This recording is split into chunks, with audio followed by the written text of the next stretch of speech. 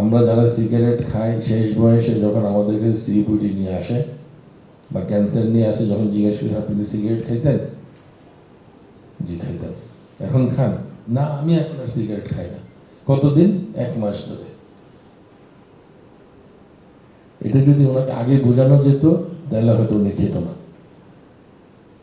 আমরা আমাদের আগামী দিনের বাজেটের এই বর্তমান সরকার আমাদের আকরামে বলছে যে ওনার নির্বাচনী ইস্তেহারে কিন্তু একটা সরাসরি কমিটমেন্ট করছেন যে তামাক নিয়ন্ত্রণ করবেন, এবং সেখানে অসংক্রামক রোগ যেগুলো হার্ট ডিজিজ, ক্যান্সার, সিপিডি, সেগুলোর জন্য ওনারা প্রচারণা সহ সারা বাংলাদেশের স্বাস্থ্য সেক্টরে যেই প্রাথমিক স্বাস্থ্য সেবা আসবে সেখানে কিন্তু বলা হয়েছে যে প্রিভেনশন ইজ বেটার দেন কিউর।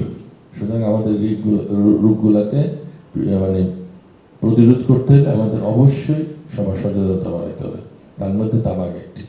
আমি মাঝখানে ঢাকা ডিভিশনের একটি এরকম তামাক নিয়ন্ত্রণের একটি প্রোগ্রামে গিয়েছিলাম। সেখানে আলাপ হচ্ছিল যে ই সিগারেট সহ অন্যান্য যে সিগারেট, বিশেষ করে মানে অদম পায় যেগুলো, তামাক, জর্দা, গুল। আমরা একটা জিনিস খেয়াল করছেন কিনা জানি না, 2004 যখন ওই যে বেগম খালেদা জিয়ার সময় ফ্রেমওয়ার্ক কনভেনশনে যে চুক্তি স্বাক্ষর হওয়ার পর কিন্তু ওপেন সিগারেট খাওয়া কিন্তু কমে গেছে। আগে বাসে আমরা বসতে পারতাম না, আমরা জনসমাজ বসে সিগারেট ধোয়াই।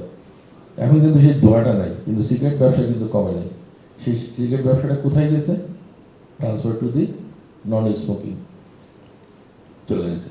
আমি অনেক রিক্সাওয়ালাকে দেখছি এখন তারা রিক্সা চালাচ্ছে মুখের মধ্যে গুল দিয়ে এবং জর্দা দিয়ে।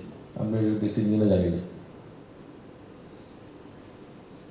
পকেট থেকে বের করে এতগুলো জর্দা এখানে রেখে দেয়, এবং এটার one of the consequence mouth ulcer, then transfer to the cancer.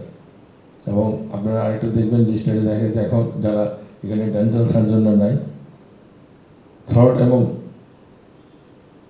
Tongue cancer এখন কিন্তু অনেক বেড়ে গেছে।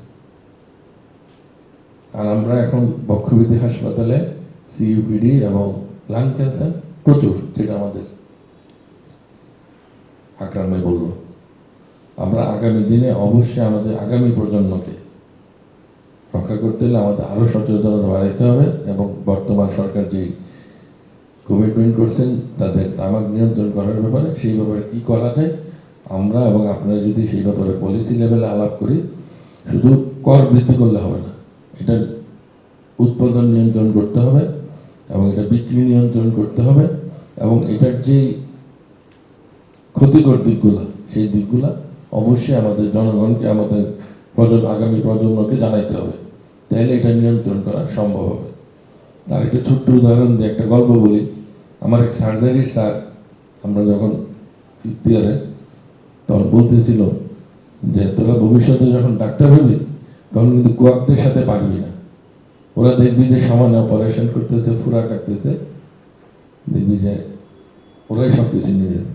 কিন্তু একদিন যদি এরকম করে, একদিন জায়গা বলবি যে তারা যে অপারেশন করে এটার কনসিকুয়েন্স কি হতে পারে, বলে দেখবি যে পরের থেকে আর সেই কুয়াকার অপারেশনে যাবে না।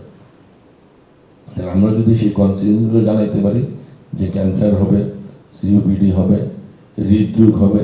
আপনার হৃদরোগ হইলে এখন যে সিগারেট খাচ্ছেন আপনার স্ট্যান্ডিং করতে টাকা লাগবে, আপনার ফ্যামিলি বার্ডেন হবে, তাহলে হয়তো দেখা যাবে অনেকেই হয়তো সেটা ছেড়ে দিবে।